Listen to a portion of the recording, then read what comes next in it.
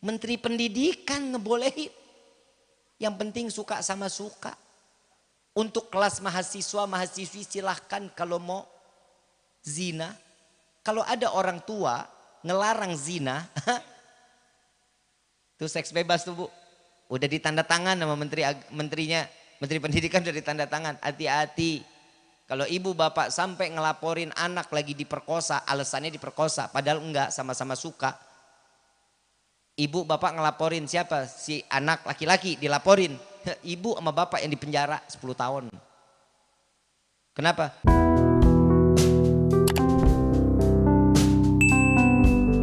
Alhamdulillahirabbil alamin wassalatu wassalamu ala asyrafil anbiya'i wal mursalin wa ala alihi wa sahbihi ajma'in amma ba'd. Assalamualaikum warahmatullahi wabarakatuh. Halo sahabat YouTube, kembali lagi di channel Titik Ilmu. Semoga kajian yang beliau sampaikan kali ini bisa kita fahami dan bisa bermanfaat bagi kita semua. Baiklah, untuk lebih jelasnya silakan simak videonya. Bismillahirrahmanirrahim. Assalamualaikum warahmatullahi wabarakatuh. Ibu bapak yang dirahmati oleh Allah, ibu bapak datang ke tempat ini bukan karena undangan panitia, ini wasilah. Ini cuman perantara. Ibu bapak datang ke tempat ini bukan cuman juga mau ngelihat saya, bukan. Yang pertama, Allah yang mengizinkan ringannya langkah kaki kita ke dalam majelis yang mulia ini. Yang kedua, Allah berikan hidayah di dalamnya. Dia berikan petunjuk. Mungkin dari tadi pagi, acaranya Bapak Andi kapan? Tanggal 22. Oh, ntar malam ya? Iya. Dari mulai pagi udah ada niat buat datang ke tempat ini. Kenapa? Karena niat tersebut ditiupkan hidayah dari Allah dan berupa kasih sayang Allah. Jadi yang hadir dalam tempat ini, mau nggak mau, suka nggak suka, mendapatkan keridhaan dari Allah. Senang nggak? Allah baik apa jahat? Tapi kenapa kemarin corona bilang liar? Betul. Sampai sekarang masih pusing. Minum Panadol. Yang bikin pusing siapa? Kita sendiri. Sahibul hajat nggak pusing, hajat tetap hajat. Alhamdulillah, tenda udah bayar Kang. Catering udah bayar. Yang bikin pusing keadaan itu kita sendiri. Sebenarnya takaran rezeki Allah kan sudah ditakar semuanya.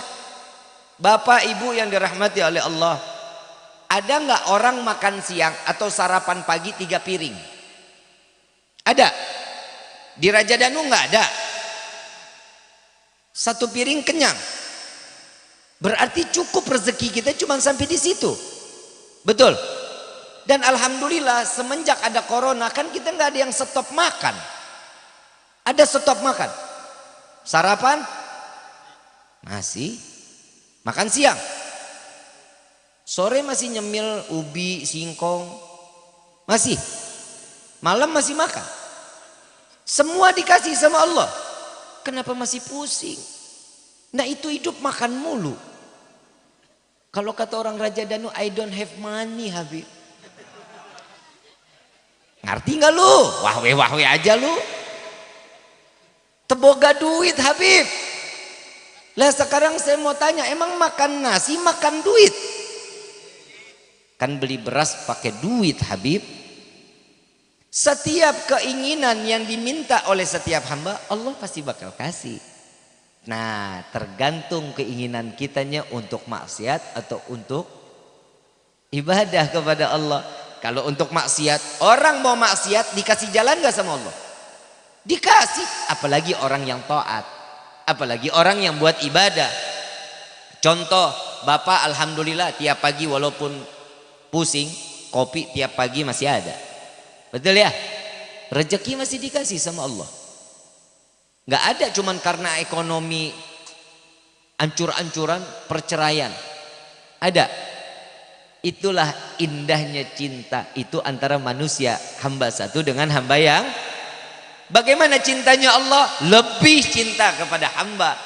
Tahu hambanya ini pusing, tahu.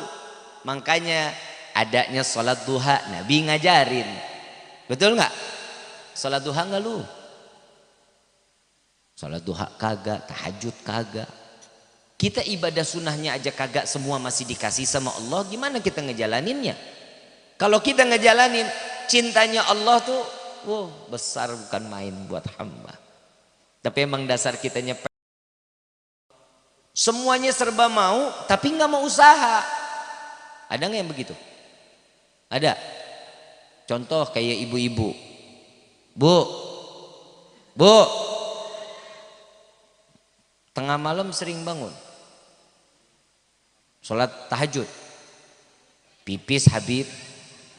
Udah tahu bangun mau pipis sekalian ambil wudhu, sholat tahajud, sholat duha, bapak keluar, ibu sholat tahajud 2, 4, 6, 8, 10, 12 jalanin.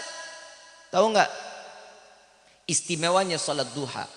Ingat doanya, ya Allah, jika ada rezeki kami yang masih ada di atas, turunkan. Yang di bawah, keluarkan. Yang jauh, tuh dipaksa Allah ngasih rezeki buat kita. Emang dasar kitanya geblek. Udah nggak konyol lagi, udah. Kebanyakan manusia sandaran memohon rezeki kepada hamba Allah, kan tolol namanya. Betul nggak? Larinya ke pegadaian.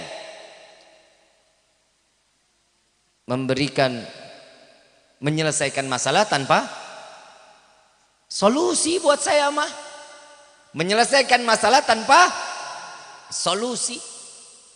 Lah orang lagi nggak punya apa-apa, tapi dikasih angsuran tiap bulan. Nah dia nyari duitnya aja udah susah. Hidup susah nggak tuh? Makin tambah susah. Ingat, Allah Subhanahu wa ta'ala mengatakan, jikalau seorang hamba bersandar kepadaku, pasti akan mendapatkan kebahagiaan di akhirnya. Jika setiap hamba bersandar dengan hambaku yang lainnya, maka siap-siap akan menerima kekecewaan, kata Allah. Nah sekarang tergantung sama kita. Kita mau sandarannya ke siapa nih? Ke Allah atau kepada hamba Allah? Kepada Allah atau kepada makhluknya Allah? Kalau kita bersandar kepada Allah sudah paling baik. Dan itu sudah paling benar. Kalau bapak jalan berangkat kerja, ibu sholat duha, jangan main TikTok. Mudah-mudahan yang punya aplikasi TikTok handphonenya hilang. Betul Pak, saya gedek sama perempuan sekarang tuh. Ini anak muda, banyak anak muda. Anak muda, lu kalau cari perempuan kalau punya TikTok jangan mau. Berarti tuh perempuan gak baik. Ngumbar-ngumbar, joget-joget, kan geblek ya. Kalau dulu ada orang artis joget-joget di depan kamera dibilang gangguan jiwa. Kalau sekarang gila massal. Gilanya gila berjamaah. Nah jogetnya bareng-bareng. Perempuan pakai jilbab, udah jangan ngikutin orang-orang kafir, jangan. Orang kafir mereka memang cari hiburannya begitu. Kalau umat Islam, orang yang beriman hiburannya enggak itu, Allah hiburannya. Saya pernah jalan Kiai, Pak. Saya pernah jalan sama Habib Gures bin Qasim bin Ahmad Baharun. Saya duduk berdua sama beliau di dalam mobil. Dari mulai Sampora sampai Cirendang, Habib baru ngomong sama saya. Kebayang nggak Pak? Saya nyender nggak bisa, pegangin tas, mau nyender kan kurang ajar. Guru yang bawa mobil guru. Saya nyender, saya nggak punya akhlak. Kan lumayan, pinggang panas loh Pak. Dari Sampora sampai Cirendang, diem cicing wae cicing. Begitu sampai Cirendang beliau bilang, senderan aja Ki. Ah, tuh baru enak tuh. Tahu nggak Ki, kenapa dari tadi tuh ana diam aja? Kenapa Habib? Habib lagi banyak pikiran. 50% diisi kepala saya ini, kata Habib. 50% itu saya pikirin konsentrasi di dalam ngebawa kendaraan. 50% lagi dibagi-bagi. Mikirin pondok, mikirin majelis, mikirin umat, mikirin keluarga. ternyata jadi manusia hidupnya bebannya banyak ya. Betul nggak? Alhamdulillah kita mah nggak punya pondok. Ya lumayan lah, ringan sedikit pikirannya. Terus saya bilang sama Habib, Habib, kalau gitu Habib kayaknya butuh refreshing, butuh hiburan. Habib suka laut atau gunung? Apa jawaban beliau? Wallahi saya nggak butuh refreshing, saya butuh taufik dan hidayah dari Allah. Kapan tuh manusia bisa keluar bahasa kayak begitu? Coba kalau kita punya teman, liar aing. Ayo ayo kita refreshing yuk. Ayo kemana? Gunung ayo. Ayo aja. Padahal kesenangan yang hak itu adanya di tangan Allah. Makanya sahibul hajat nih ngundang kita semua. Biar sama-sama sandarannya kepada Allah. Ini kan tanda kunci syukur kita kepada Allah. Coba di dalam acara seperti rezeki ada nggak? Silaturahmi dapat nggak? Semua dikasih sama Allah. Snack dapat snack. Oi. Dapat. Gue air putih doang gue. Pikir gue mujair kali. Sono air, sini air. Ya gimana Habib pada mau gemuk. Penyakit kalau nggak berak-berak tipes. Ya Allah nasib. Ya seenggaknya ada air putih, panas, dicelupin apa itu? Disebor pasir, gula-gula. Aduh, kan ada manis-manisnya ya. Oh, panitia mah nggak punya otak. Air putih mah di rumahku juga banyak. Saya pengen duduk di situ aja dah. Karena dia banyak, ada papais monyong. Ada wajik. Kadang suka dibedain, saya nggak suka tuh begitu tuh. Tapi mudah-mudahan sih uploadnya agak gedean sih.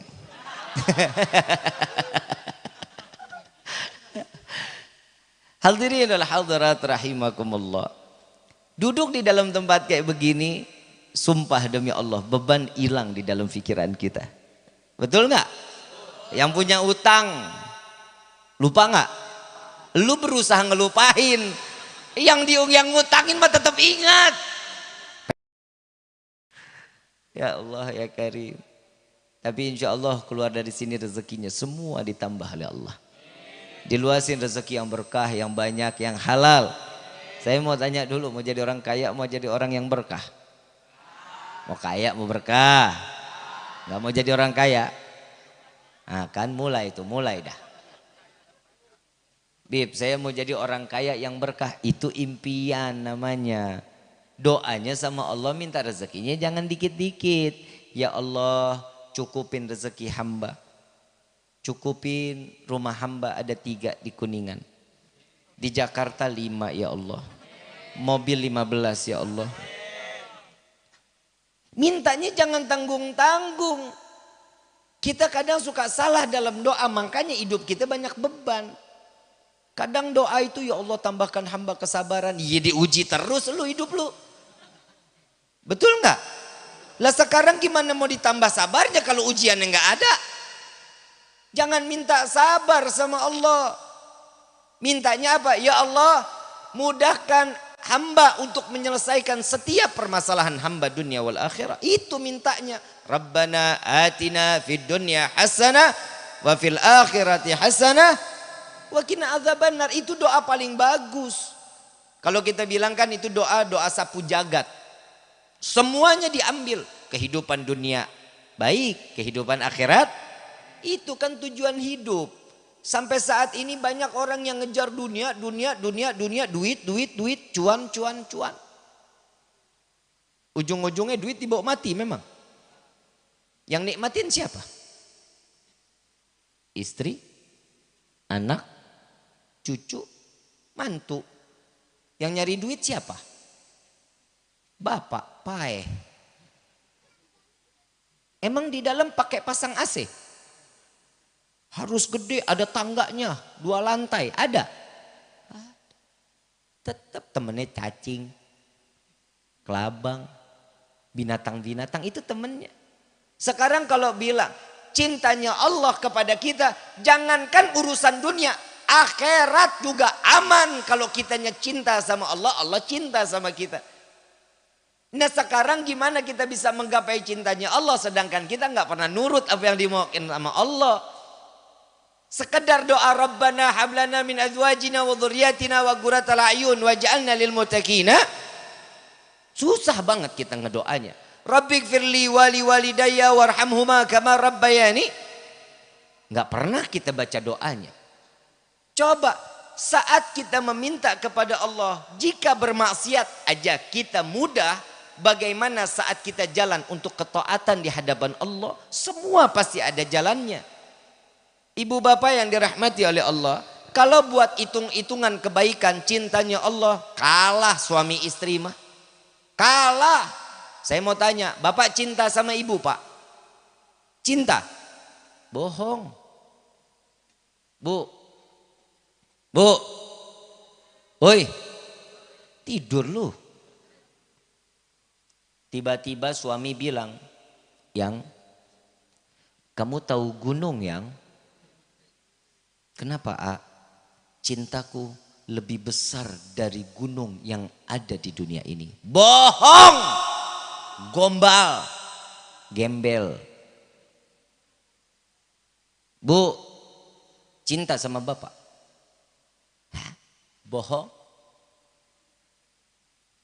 Pak, kalau ada istri bisikin bapak, Yang, kamu tahu nggak dalamnya lautan? Enggak tahu Yang. Cintaku lebih dalam dari lautan samudra manapun. Bohong. Duit. Kalau ada duit, adek sayang. Enggak ada duit, itu dia. Sekarang saya mau tanya, Habib jangan kayak gitu. Kadang saya suka bikin selesai acara suami istri sering ribut bu pak. Kalau kenapa saya bilang suami istri itu cintanya bohong, gombal, cuma sampai ujung lidah. Sekarang saya mau tanya, Pak, ibu mati, kok bapak amin? Ibu mati, bapak mau nemenin liang lahat? Gak bakal mau, cintanya cuma sampai ujung lidah. Sampai liang lahat, ibu mau nemenin bapak di liang lahat? Oh gak, Bib, mendingan gue ngitungin warisan. Betul. Berarti cintanya manusia ada batasan? Ada batasan. Gak mungkin ngelebihin cintanya Allah dan Nabi. Gak mungkin. Cintanya manusia cuma sampai ujung liang lahat. Begitu pakai kain kafan tulis status single. Benar gak? Itu manusia. Tapi cintanya Allah gak punya batas. Kita sholat, kita gak sholat. Allah kasih gak kesenangan buat kita? Coba lihat. Nikmat dikasih sama Allah, tapi memang dasar kitanya geblek, syukur nggak pernah, selalu minta yang macam-macam. Nih sekarang saya mau tanya nih manusia nih, PA-nya seorang hamba nih di sini nih, dengar baik-baik nih, dengar. Sholat subuh berapa rakaat? Raja Danu nggak ada yang 4 kan? 2 kan? Masjidnya bagus, musolahnya isinya berapa orang?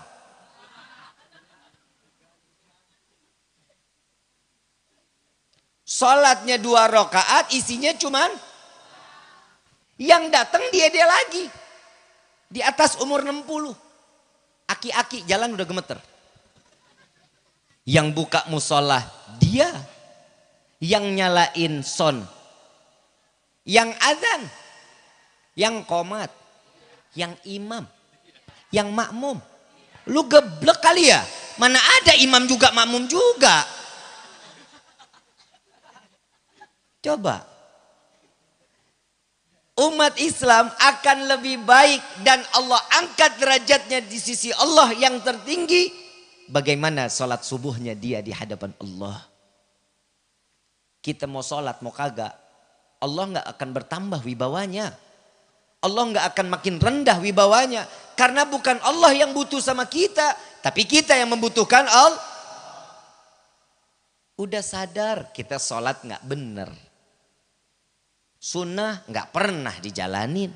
Qabliyah, ba'diyah, sholat hajat, duha, tahajud, sholat taubat. Nggak pernah kita jalanin. Tapi tiba-tiba begitu doa, ya Allah masukkan hamba ke dalam surga. Geblek ya? Anak mana tuh?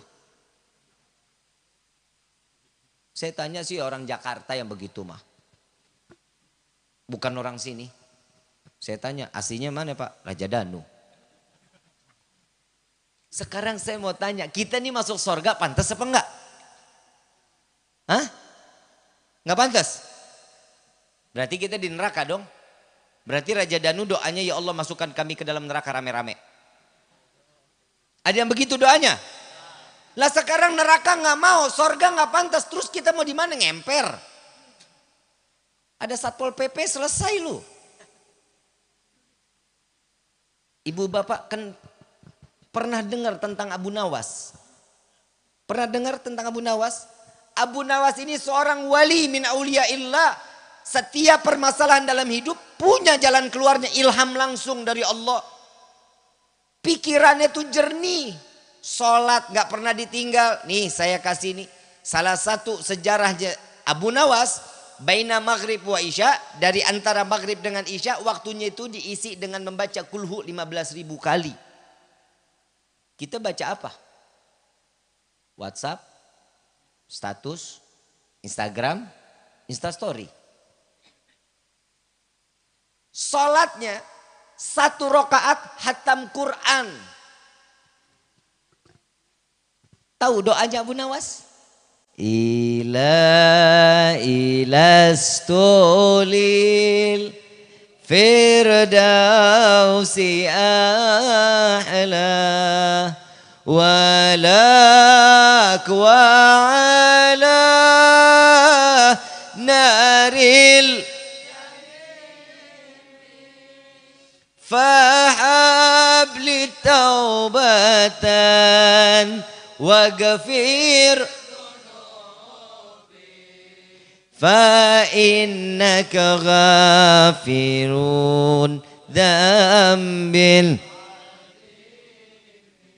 Itu doanya Abu Nawas. Ya Allah, hamba sadar hamba tidak pantas masuk ke dalam surga, tapi sungguh ya Allah hamba takut masuk ke dalam neraka. Maka dari itu terima taubat hamba, ampuni dosa hamba. Jika engkau tidak mengampuni, sungguh kami menjadi hamba yang rugi.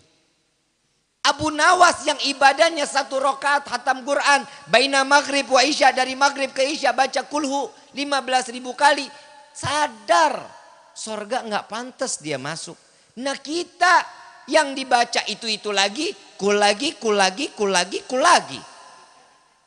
Ada inna atoina kal kautsar. Terus tiba-tiba mintanya sorga. Kan geblek namanya.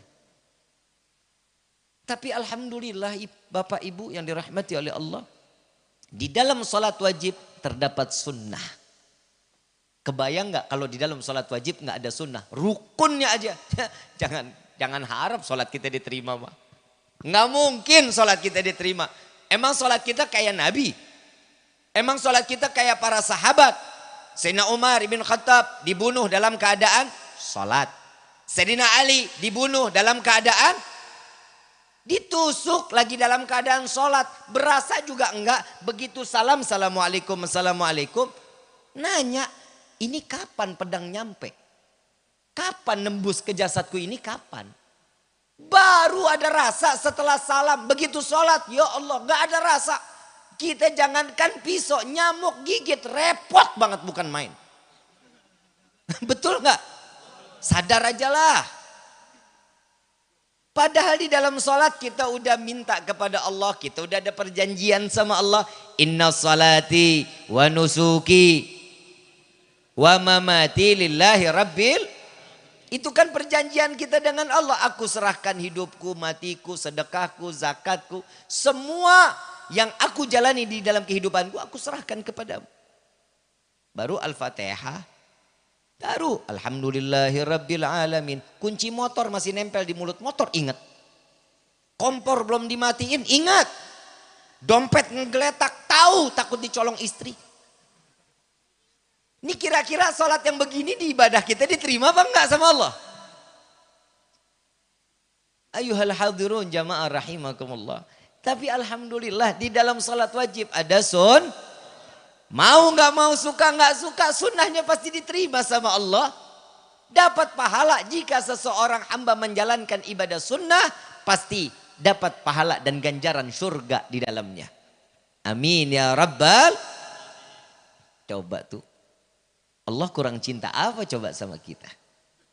Nabi lebih cinta lagi. Kita kan berlomba-lomba ingin mendapatkan syafaat Nabi Muhammad. Mau nggak syafaat? Syafaat itu namanya pertolongan. Nah, ini baru nih. Kudu ditegor dulu. Apalagi pakai es. Asyik banget tuh. Habib mah lu ngerepotin aja lu. Alhamdulillah. Rezeki bukan? Mintanya sama siapa? Sama Allah. Yang dengar panitia. Datang tuh. Digerakin. Cepetan itu bikinin tehnya. Coba tuh lihat. Setiap keinginan yang kita harapkan kepada Allah, selamat kita. Kan syukur kita sama Allah. Ini dia. Syukurnya kita lebih banyak kurang dibanding kufur.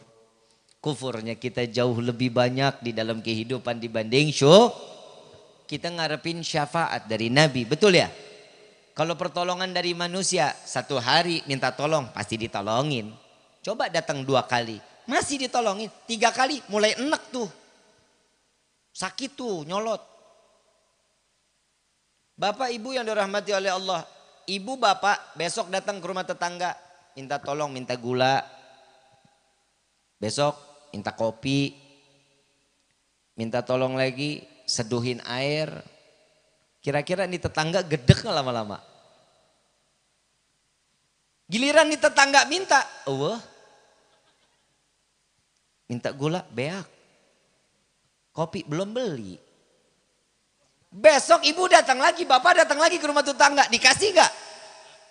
Bang, jangankan dikasih, dibukain pintu juga kagak. Kenapa?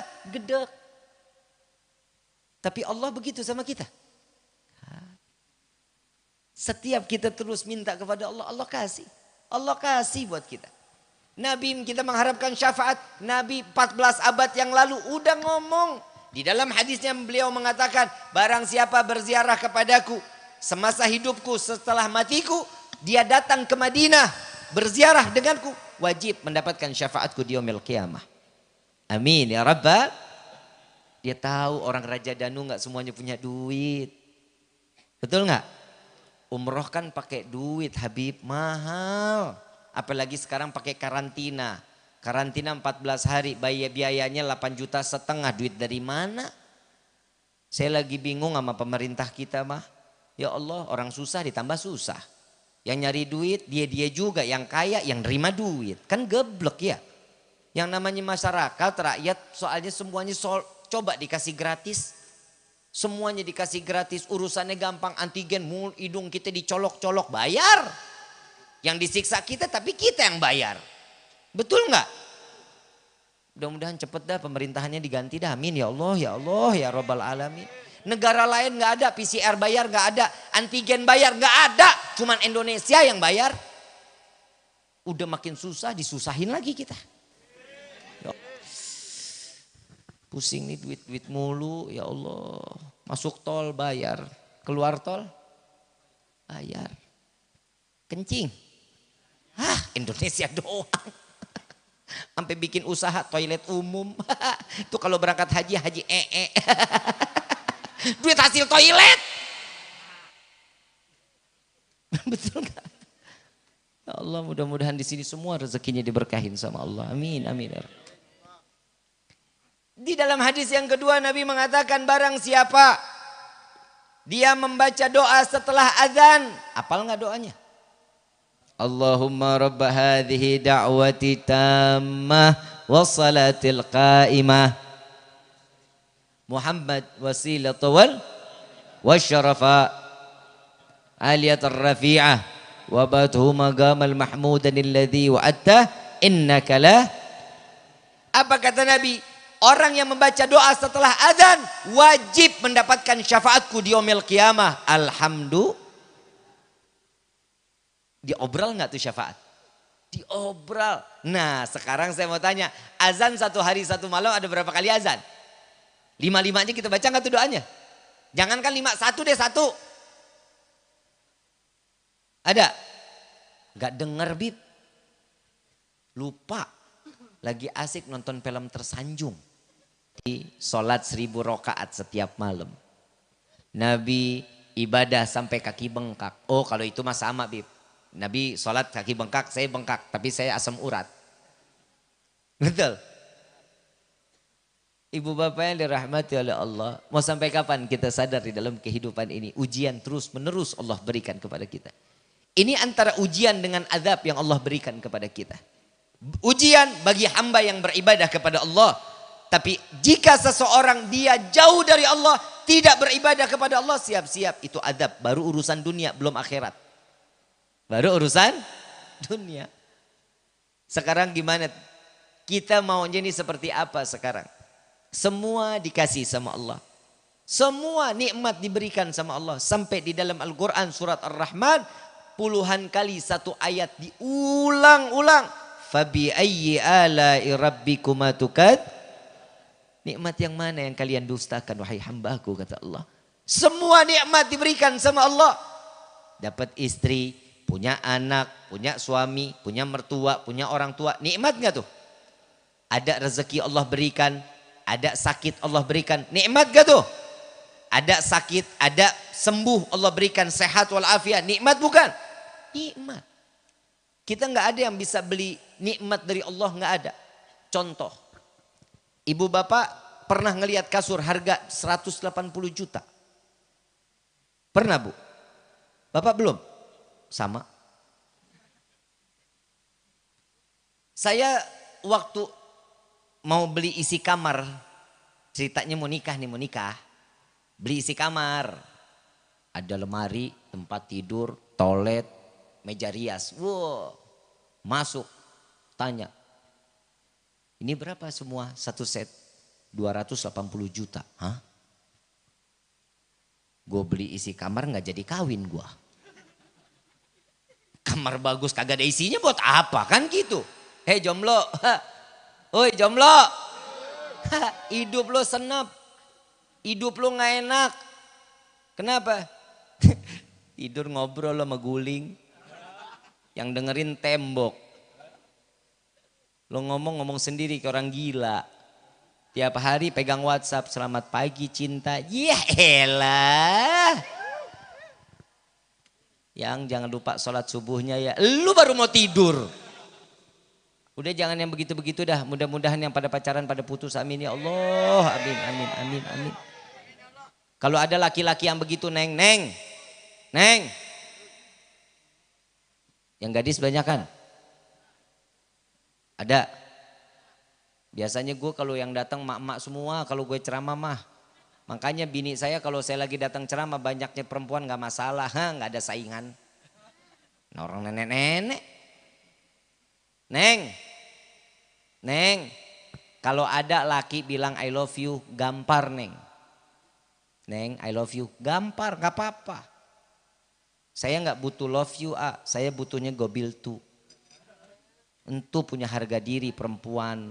Perempuan sekarang mah cuma dikasih modal setangkai bunga.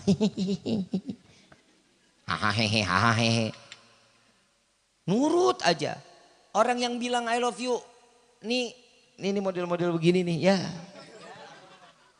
Modal 5.000 wareg. Tiap hari lu dikasih cilok. Makanan lain cimol. Minumannya es doger. Pulang berak-berak. Motor nungging, bensin minta, modal 5.000, nggak bakal bahagia neng. Apalagi dikasih bunga, jangan mau terima. Saya mau tanya yang dikasih bunga tuh orang hidup orang mati. Lu kenapa lu terima? Itu secara nggak langsung laki-laki nyumpahin lu mati. Paham ya? Jangan ya neng ya, jangan. Kalau ada laki-laki yang begitu bapak ibu juga jangan main terima-terima aja Bib. Soleh, pakai peci, pakai koko, pakai kain, mau datang ke majelis, bohong. Bohong. Duduk di majlis juga di WhatsAppan. Yang perempuan di sono, yang laki di sini WhatsAppan aja. Anak sekarang tuh bikin keder malaikat, Pak. Anak muda nih sekarang bikin keder malaikat bener-bener. Untung malaikat masih nggak dikasih hawa nafsu lu. Kalau dikasih hawa nafsu lu dipelintir-pelintir lu. Udah jalan bukan sama mahramnya, boncengan motor, mau jalan ke majlis Rasulullah. Begitu sampai di jalanan, Luragung lewat. Pae. Dua-duanya pae. Cuman kesenggol pantatnya doang. Jatuh, modar. Malaikat datang, Malik mau tarik masuk ke neraka. Ridwan tahan dulu, tar dulu. Ini orang mau jalan ke majlis, dia matinya husnul khotimah. Oh nggak bisa, dia jalannya bukan muhrim. Malaikat dibikin ribut, kebayang nggak tuh? Anak muda sekarang kan geblek tuh lihat. Jangan ya. Allah Subhanahu wa taala dalam Al-Qur'an mengatakan la taqrabu, jangan dekati. Menteri pendidikan ngebolehin. Menteri pendidikan ngebolehin. Yang penting suka sama suka. Untuk kelas mahasiswa, mahasiswi silahkan kalau mau zina. Kalau ada orang tua ngelarang zina, tuh seks bebas tuh Bu. Udah ditanda tangan sama menterinya. Menteri Pendidikan sudah ditanda tangan, hati-hati. Kalau ibu bapak sampai ngelaporin anak lagi diperkosa, alasannya diperkosa, padahal enggak, sama-sama suka. Ibu bapak ngelaporin siapa? Si anak laki-laki dilaporin. Ibu sama bapak yang dipenjara 10 tahun. Kenapa? Melanggar hak asasi manusia. Ini zaman udah gila Bu Pak, udah gila betul-betul. Nauzubillah min zalik. Selamatin anak-anak kita, cari ustadz, cari guru, masukin pondok pesantren. Bukan kita dengerin ya anak-anak muda, bukan berarti orang tua itu benci sama kalian. Kalian dititipin ke pondok pesantren, bukan. Justru kalian disayang oleh orang tua kita untuk kita jauh dari kemaksiatan, jauh dari dunia yang penuh dengan fitnah. Kalau ada orang tua ngajak kita ke pesantren, anak diajak ke pesantren, syukur sama Allah, berarti orang tua perhatian sama kita. Jangan orang tua yang nyediain makan anak pakai YouTube. Pasti banyak di sini yang begitu. Betul nggak? Anak disuapin, YouTube dijejelin. Biar apa tuh? Biar anteng bib nggak lari-larian. Kalau anak dikasih makan lari-larian wajar, namanya juga anak. Anak-anak dulu kita waktu masih kecil mau makan aja susah. Sediain sepeda dulu, muter-muter dulu. Ibunya ngejar dari belakang sampai kayak orang gila tuh ibu. Nah sini dulu, nah nih stop dulu, isi bensin. Itu anak apa mesin 2 tak. Coba kita dikejar-kejar. Nah kalau bapak diajak makan lari-larian muter-muter meja makan tuh namanya bapak geblek. Nah kalau anak-anak disuruh dia diajak makan lari-larian ya wajar, namanya juga anak-anak. Paham sampai sini? Ibu kasih YouTube, anak dijejelin makanan. Anteng, iya anteng tuh anak. Nasi habis, berhenti gak YouTube-nya? Berhenti gak YouTube-nya? Jalan terus. Jangan nasi ibu suapin selop, ibu kasih digigit sama dia. Lah betul-betul. Kenapa? Karena dia gak lihat apa yang disuapin. Pokoknya udah sampai ujung mulut, ya ibu ngangap aja dia mangap. La ilaha illallah, coba lihat. Orang tua sekarang udah gila-gilaan buat anaknya. Betul nggak? Dari zaman dulu loh orang tua kita begitu. Ya, nyuapin anak pakai sendok. Nina nih. Pesawat mau masuk gua, Nina nih ngeng. Kan gila ya? Gila nggak begitu? Sejak kapan pesawat bunyinya ngeng? Ini orang tua sampai gila lu karena anak. Demi nyenengin anak mau nurut apa yang dikata orang tua. Betul? Itu gila. Ada lagi lagu anak-anak yang bikin orang gila tuh. Bintang kecil di langit. Sejak kapan bintang ada di tengah hari? Mestinya kan bintang kecil di langit yang hitam. Kan adanya di malam. Coba biru-biru ngelihat bintang. Tuh dibodohin kita sama lagu. Bener baru sadar kan lu? Nah, Alhamdulillah lu pada ingat sekarang mah. Ini kegilaan lagi orang tua, anak mau mandi ditaruhin di bak pakai air hangat. Ini anak kalau ketemu air namanya juga anak-anak kan ciplak-ciplak ya. Seneng kan? Seneng main air, lemparin bola sama bebek-bebekan. Betul ya? Ada lagunya tuh. Bebek mandi di pakai sabun. Itu anak manusia bukan bebek. Lagi juga sejak kapan bebek mandi pakai sabun? Ini orang tua yang begini itu coba lihat tuh. Betul nggak? Ini kira-kira waras nggak orang tua begini nih? Anak sendiri dikata bebek. Saya seumur hidup sampai umur saya 37 tahun saya nggak pernah ngelihat bebek mandi pakai sabun. Nggak pernah.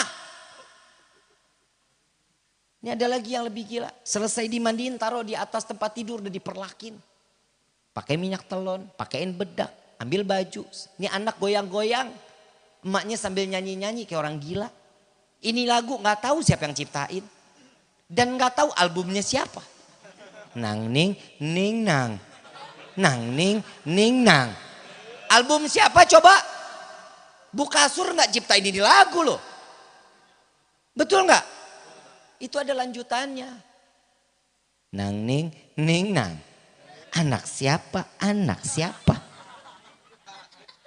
Yang mandiin dia, yang minyakin dia, yang bedakin dia. Dia tanya anak siapa? Anak siapa?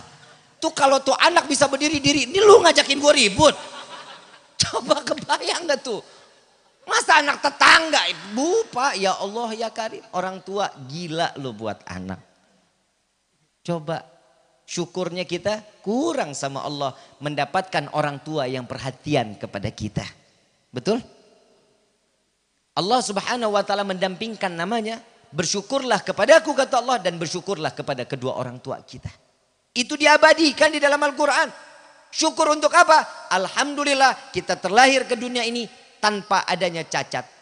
Kita datang ke dunia ini penuh dengan pengorbanan seorang ibu. Penuh pengabdian seorang ayah untuk memberikan rezeki yang halal. Memberikan nafkah kepada keluarganya. Alhamdulillah. Pernah kita syukur sama Allah sampai karena kedua orang tua kita? Belum.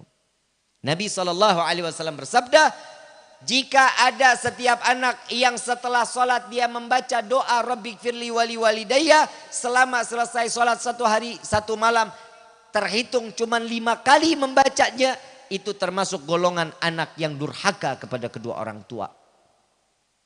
Yang baca aja dikata durhaka, gimana yang gak baca? Nabi ngajarin kita baca Rabbighfirli wali walidayya, Rabbighfirli wali walidayya, Rabbighfirli wali walidayya, Rabbighfirli wali walidayya, Rabbighfirli wali walidayya, warhamhuma kama rabbayani. Suruh dibaca 5 kali Rabbighfirli wali walidayya, Rabbighfirli wali walidayya. Ya Allah ampuni dosa kedua orang tuaku. Ya Allah ampuni dosa kedua orang tuaku. Sehari semalam selesai sholat 25 kali kita mendoakan kedua orang tua kita. Yang ada ibu tuh selalu harus ada di dalam hati kita. Seorang ayah selalu ada di dalam hati kita. Kenapa? Berkah 2 orang ini kita bisa jadi seperti ini. Alhamdulillah. Kita rezeki yang kita dapetin di hadapan kita saat ini belum tentu itu karena doa kita. Bukan. Bisa jadi doa orang tua kita yang di hari ini dikabulkan oleh Allah. Mungkin doa nenek-nenek kita, kakek kita, buyut kita. Rezeki Allah berikan kepada kita. Berkah doa mereka yang tulus dan ikhlas untuk kita. Yang masih punya orang tua sekarang, rebut tangannya. Cium tangan orang tua, minta ampun. Minta ridha atas asi yang telah diberikan kepada kita. Minta cium kaki orang tua.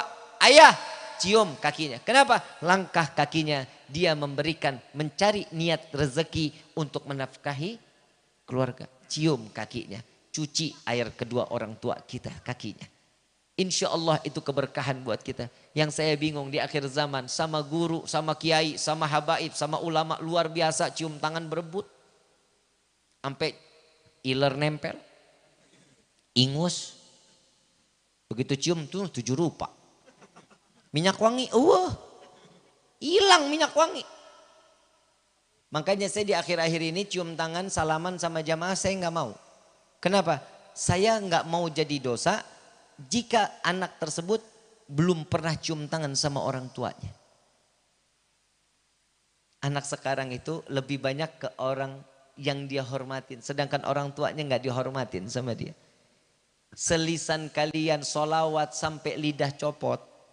Kita baca solawat nih sampai lidah copot, kita durhaka sama orang tua percuma, nggak akan dikenal oleh Nabi Muhammad SAW. Kita doa kepada Allah nggak akan dikabulin sama Allah, nggak akan. Kenapa? Karena kedurhakaan kita kepada kedua orang tua. Hati-hati.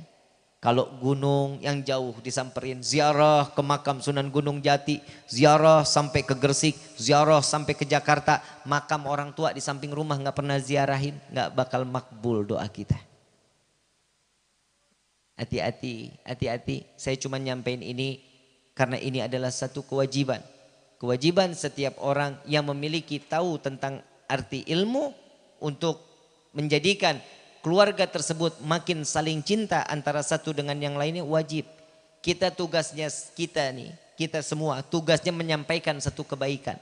Dia mau terima, dia mau jalani, dia enggak mau jalani, terserah urusan dia kepada Allah. Saat nanti di yaumil qiyamah, jujur saya pribadi enggak ada beban di hadapan Allah. Kenapa? Nafsi. Semua sendiri-sendiri. Nasihat saya sudah sampaikan, guru-guru kita sudah sampaikan, para alim ulama sudah menyampaikan, para kiai sudah menyampaikan. Tinggal tergantung bagaimana kita mau jalanin atau enggak. Itu urusan ke kita. Mudah-mudahan keluar dari sini Allah berikan kita taufik dan hidayah dari Allah. Amin ya Rabbal. Saya mau ngasih ijazah, boleh? Saya mau ngasih ijazah untuk pembuka rezeki yang banyak. Tahu enggak? Lu giliran rezeki aja mau lu. Duit datang gak bakal berhenti-berhenti. Mau gak? Tapi diamalin ya. Saya baca, habis itu baru semuanya baca. Ya Rabbi salli ala Muhammad. Waftah minal khairi kulla mughlaq. Ya Rabbi salli ala Muhammad. Waftah minal khairi kulla mughlaq. Ya Rabbi salli ala Muhammad. Waftah minal khairi kulla mughlaq. Ini dibaca setelah sholat subuh 10 kali, setelah asar 10 kali. Insya Allah Allah buka rezekinya besar, banyak dan tidak ada henti-hentinya. Seperti air Zam-Zam yang keluar dari zaman Nabi Allah Ismail sampai sekarang tidak ada henti-hentinya. Amin ya Rabbal. Sebagaimana kami diijazahkan oleh guru-guru kami, maka di malam ini saya ijazahkan pula kepada antum semua. Dijalankan, dibaca, insya Allah rezeki kita Allah buka. Semua Allah buka. Amin ya Rabbal. Subhanakallahumma wa bihamdika asyhadu an la ilaha illa anta astaghfiruka wa atubu ilaik. Demikianlah ceramah yang beliau sampaikan, semoga bermanfaat dan menjadi barokah bagi kita semua, dan semoga kita dijadikan keluarga yang sakinah mawaddah warahmah. Amin amin ya rabbal alamin. Terima kasih sudah menonton channel ini. Wassalamualaikum warahmatullahi wabarakatuh.